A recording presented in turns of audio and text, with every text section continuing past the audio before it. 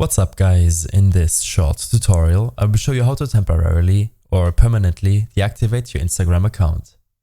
This should be quite an easy tutorial, but if you still have any questions then leave a comment and let me know. Open up the Instagram application. Here, navigate to your account, tap on this burger menu on the top right and select Settings. In your settings, go to Help, Help Center, Managing your account, Delete your account. On this page, select the option, How do I delete my Instagram account? Below, you can select to temporarily disable or to delete the account. I'll select to delete my account, and here you can still select to temporarily disable it. Select the reason on why you're deleting or disabling the account, re-enter your account password, and then you should be done. I hope this helped you out. Leave a comment if you have any questions and see you in the next one.